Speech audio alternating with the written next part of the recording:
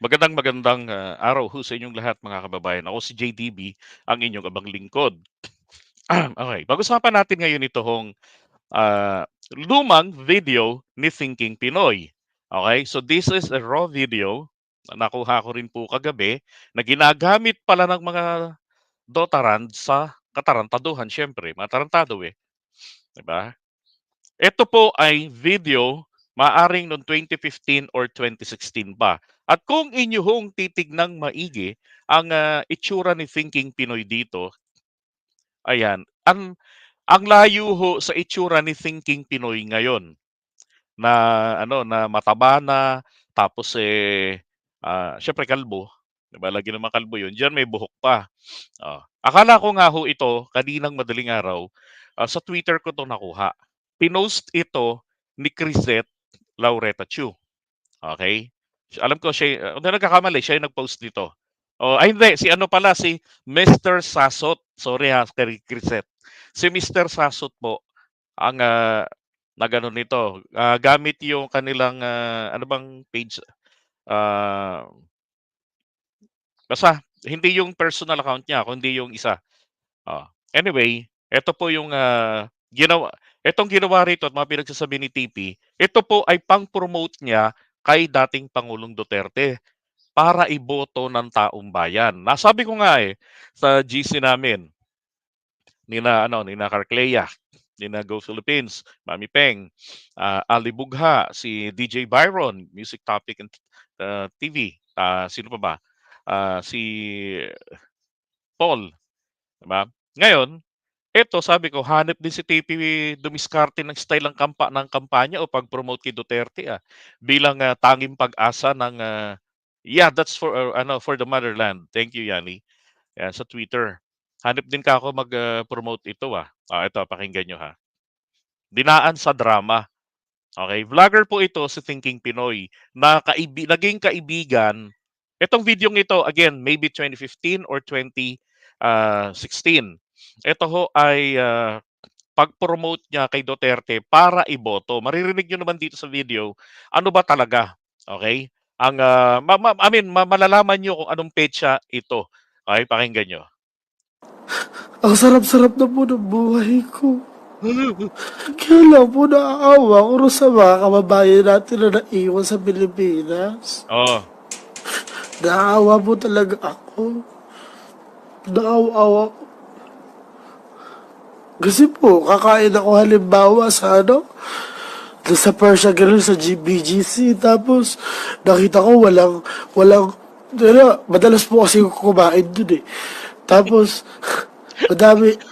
sakay ako ng taxi, pa uwi, wala akong makikita pulubi. Pero alam ko sa sarili ko, maraming hindi ko makain. Kaya lang po, nakikita ko po sa pagpipilian natin ngayon. Duterte lang eh. Yun lang. okay. So yan, 'di ba?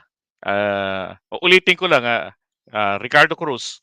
Ito pong videong ito, panahon pa po ito ng kampanya ni Duterte. Hindi po ito ang latest.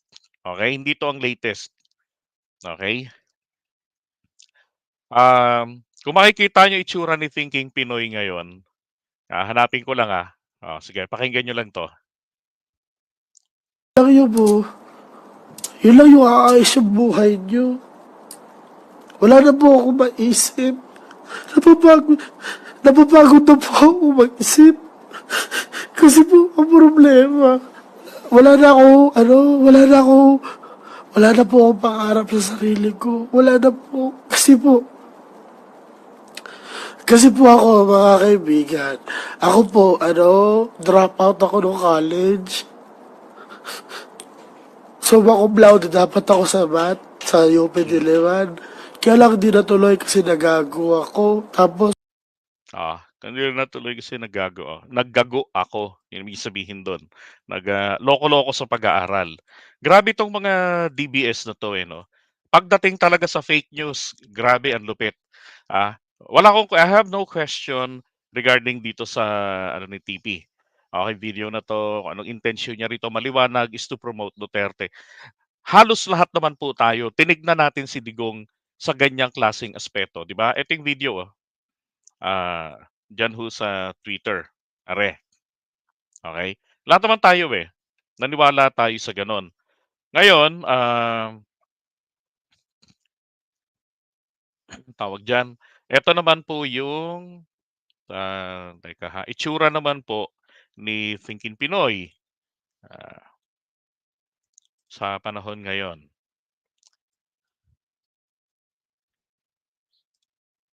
Yan, kasama niya diyan ay sina PBBM, okey, and then Thinking Pinoy 2022 po ito, and then si FL Lisa Marcos. At, sabi nga ni Thinking Pinoy, ano 'yan, naging magkaibigan sila ni FL. Dati dati naman ayaw naman niya talaga kay Marcos, eh. Sabi nga niya nun sa SOCMED, ilibing daw ng buhay si PBBM. Tapos noong 2017, naging magkaibigan sila ni FL Lisa. Kaya pala sabi nga ng iba, grabe ang galing ni Thinking Pinoy mag-discuss ng batas. Sinabi rin ni VP, actually kaya naman may mga nadi-discuss akong batas, magaling ako sa math, oo. Pero sa batas akala niyo sa'kin lahat galing 'yon? Siya nagtuturo sa akin, sabi niya. Tsaka 'di ba nung professor siya, nagtuturo siya ng batas. Pinapa-sit-in niya ako kasi puwedeng mag-sit-in sa college. So pinapa-sit-in niya ako sa classroom niya. Sabi ni actually maraming nagulat ho dun kasi nung biglang, lumitaw si Thinking Pinoy, lalo na nung issue ng PPA, yung, bilas ni Attorney Vic Rodriguez. Hindi ba yung mga vloggers ng, UVIP or UVI Poop, eh, pinaatake si TP. Kaya nagkaroon ho noon ng Team TP, 'di ba? Team Maharlika, o tawag ko Team Palaaway kay Maharlika. So, yun yun. Tapos nung nagkaroon ng shooting, sa Ilocos para sa MIM, naku ho, nagkagulatan. Kasi yung inaaway ng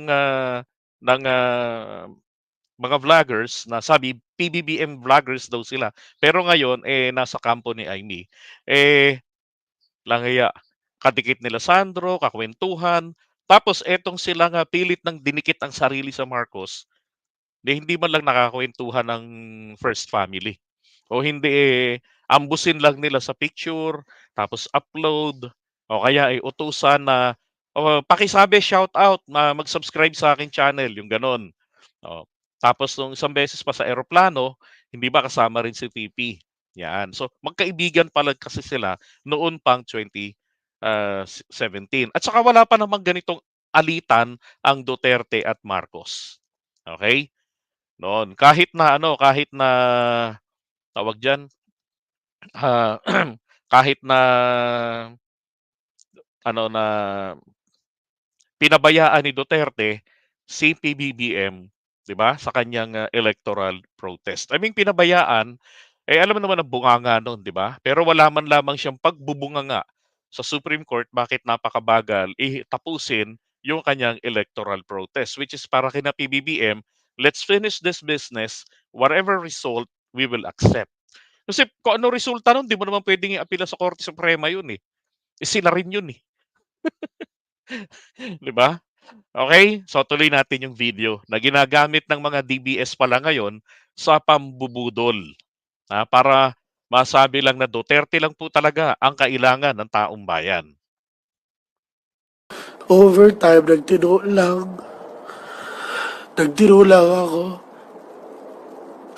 Tapos ang gusto ko lang sana, yung mga Pilipino na naiwan ko, maging kasi sarap yung buhay no na tinatamasa ako ba?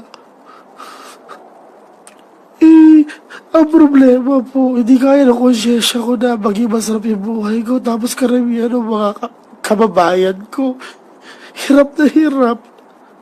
Ngayon, halimbawa ngayon, Okay. Yep, lately bago yung SONA ni PBBM, naandito sa Pilipinas na si TP. I think, 2 weeks before the SONA, nandito siya sa Pilipinas. Tapos ini-interview niya yung mga cabinet secretaries, yan. Para ang purpose ng TP, para malaman ng taong bayan ano ba ginagawa nila, 'di ba? Kasi ako nga hindi ko alam, sabi ni TP, 'di ba? Medyo medyo maanghang 'yun, yung salitang 'yun ni TP, pero tama naman, 'di ba? So, una niyang isinalang doon si DOH Secretary Herbosa, 'di ba? Oo, 'yun. I don't know kung nandito pa si TP at tuloy-tuloy pa 'yun, no, hindi naman ito scripted, hindi na scripted. Lasing dito si TP, okey? Lasing si TP diyan. Ah, 'Yun paliwanag ng mga kaaway niya na nakakaalam do'n sa video na 'yan, okey? Again, ito po ay ginamit ni Thinking Pinoy, para ho kumbinsihin yung kanyang mga followers. Kasi ang dami niya ng followers kaya nga kinuha siya ng mga Duterte, eh. Ilan yung kanyang mga followers? Milyon po, oh. 'Di ba? 'Yan yung tipo ng, vlogger na walang schedule, kapagka nagbukas ng live, dinudumog ng mga tao yung kanyang, opinyon, yung kanyang paliwanag, inaabangan, oo, gano'n. Lahat naman po tayo dinanas natin 'yan, Miriam, 'di ba? Sabi niya, "But I'm sorry I campaigned for Duterte because ini-endorse ng super ate." Isa pang ano na lakas mabudol tayo ni ate 'no? May political will naman ang matanda. He has power of leadership. At meron naman talaga kaso abuser pala, nabudol ako. Totoo 'yan lahat sinabi niyo, 'di ba? Totoo 'yan. Hmm. Abusado pala, 'yun ang naging problema na, abusado. Tapos taksil sa bayan. Dahil ang ipinaglalaban ang interes ng China.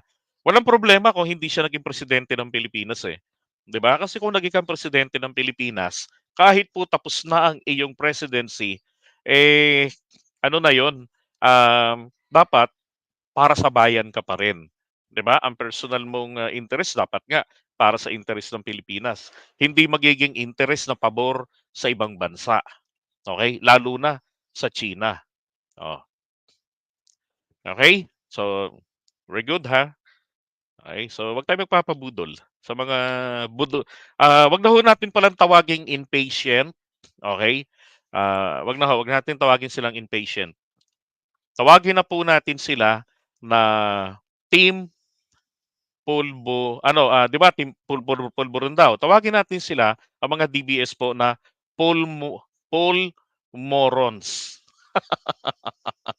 Okay, sila po ang, team Pulmorons. Okay, 'yan ang itawag natin, mga moron. Hindi mga ob-ob, hindi nagre-research, papaniwala sa fake news. Naalala niyo yung pini-play kong video sa inyo rito, yung kay Jim Makabayan sa TikTok? Panoorin niyo yun, ang dami ni Jim na mga ganyang tirada, nakakatawa. Pero totoo na mga DBS o mga DDS, mahilig sila sa fake news, pinapatulan nila, 'di ba? Yung mga fake news. O yun, gano'n ho sila. Sa sobrang pagiging desperado, 'di ba? Sabi nga, ang taong nagigipit, saan kumakapit? Sa patalim, 'di ba? Eto namang mga DBS na desperado sa fake news ang kapit.